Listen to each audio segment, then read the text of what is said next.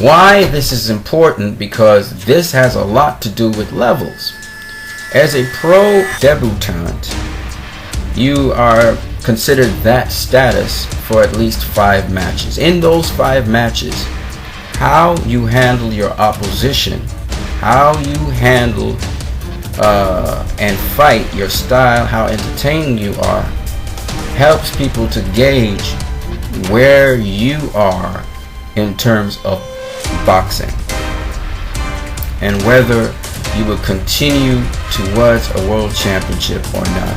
Now, a lot of boxers never become world champions because the goal of someone who enters into the professionals is to become a world champion. Now, depending on how you deal with the level of opposition faced to you at the pro level as a pro debutant will determine if you are considered a prospect. The competition that you will be facing are what we call, some people call them bums, but they are sometimes old veterans of the sport. Sometimes they are boxers who entered into the sport of boxing, but they continuously suffered losses. Sometimes they are pro debutants just like yourself, who are as green and have fought in the amateurs and are now getting used to the pros. So this is the level. This is the lowest level of opposition you can face. They are generally people who have some skill sets, but they really never progressed beyond the pro debutante level, or they have been wonderful champions in their time, but age or damage or injury has really taken away from a lot of the skills and gifts that they had, that has been eroded. And so these people are just boxing maybe to get a paycheck or something, but they're really just a shell of their former selves, and this is what you're going up against. Now, depending on how the level of opposition is in your pro debut would set the bar as to what you're supposed to do with that level of opposition. Some of those people who come to fight you are supposed to be knocked out because they're not even good enough to be good amateurs. And some of them are tougher because they have certain skill sets, so they won't get knocked out, but they're supposed to be dominated by you, and so on. It's an introduction into the sport. Of course, you don't want to introduce somebody into the sport with a level of opposition that's just really too high for them. That not only breaks their confidence, but it can also destroy their ability to learn and develop as they move along. So once you're considered a prospect, the level of your opposition becomes more and more difficult. Remember, in boxing, you learn as you fight. And when that level of opposition becomes more and more difficult, and you're able to make the fights entertaining, to overcome those level of opposition, some you will not, some you will, it moves you higher and higher to higher and higher levels, because the level of opposition and the skill sets presented to you become more and more elaborate. So you progress upwards as a prospect. Now, at a certain point, attention will be paid to you and the governing bodies in boxing. So you have different governing bodies in boxing, and depending on what weight division you enter in, and these are the different weight divisions here.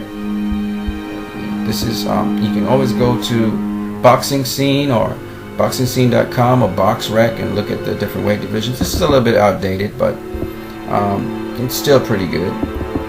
So here are the different weight divisions here, and here are the different boxing organizations or bodies.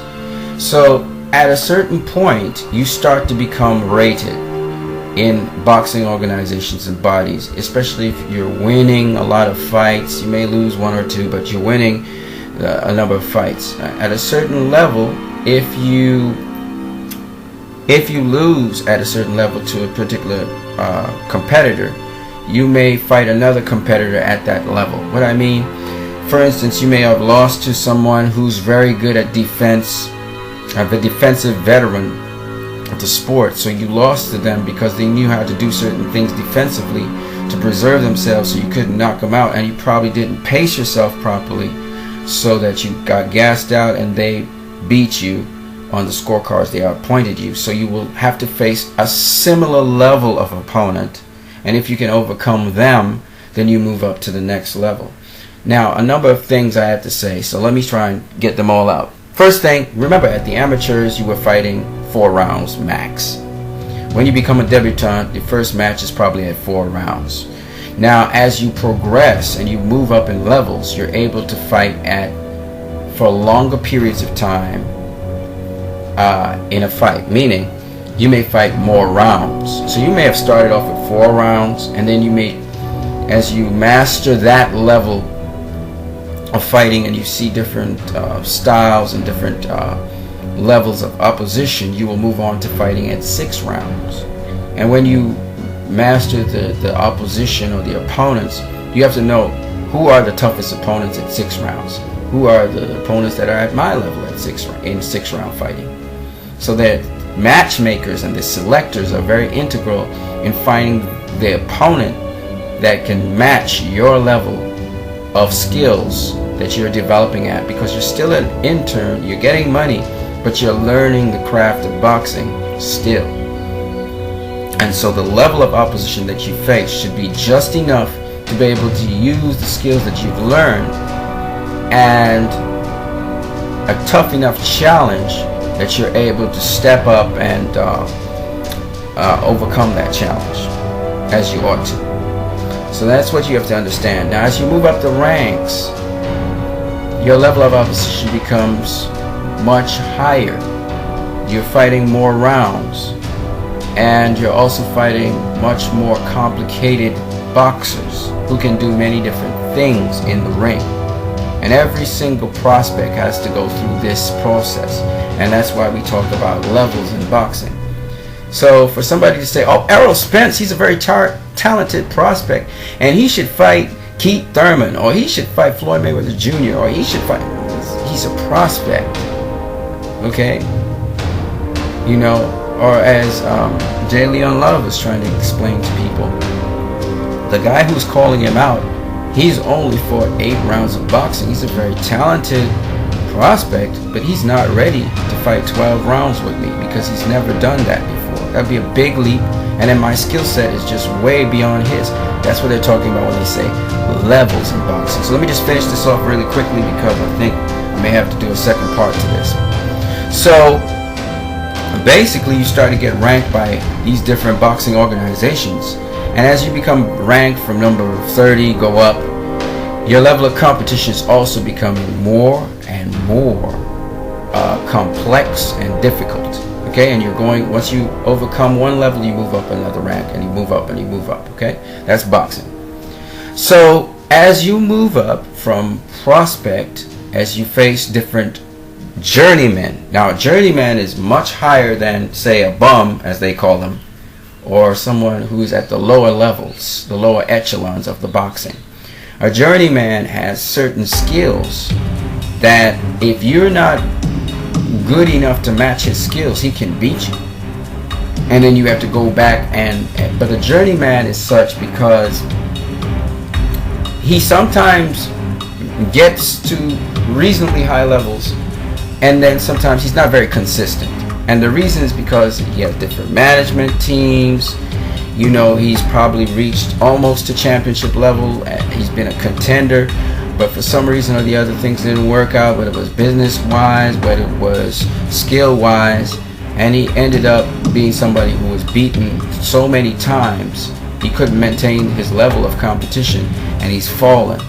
And so now he's just in boxing, collecting paychecks, going from fight to fight, not very consistent, and also on top of that, being beaten a number of times. That's called a journeyman. He has just enough skills to give you that level of difficulty that you need to move up to the next level.